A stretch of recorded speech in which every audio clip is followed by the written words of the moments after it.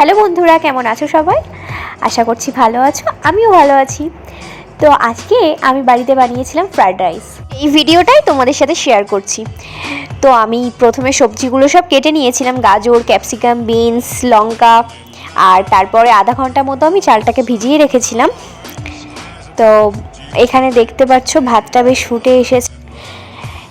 এবারে আমি ঘি দিয়ে সমস্ত সবজিগুলো ভেজে নিয়েছিলাম, গাজর, ক্যাপসিকাম, বিনস, তারপরে রাইসটার সাথে ভালো করে মিশিয়ে নিচ্ছিলাম। ঘি দিয়েছিলাম প্রথমে, আমি পুরোটাই ঘি দিয়ে করেছিলাম যেহেতু আমার কাছে সাদা তেলটা ছিল না, তো ঘি দিয়ে সবটা করেছিলাম। আর এখানে চিকেনের জন্য আলুগুলোকে আমি ভেজে নিচ্ছিলাম, তারপরে চিকেনটা বসিয়ে দিয়েছি।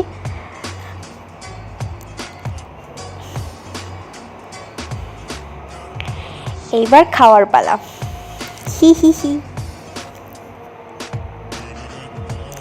আর এটা খেতে ভীষণ সুন্দর হয়েছিল, আমার তো ভীষণ ভালো লেগেছিল, এবং আমার পাশে আর একজন যিনি ছিলেন ওনারও ভীষণ ভালো লেগেছিল।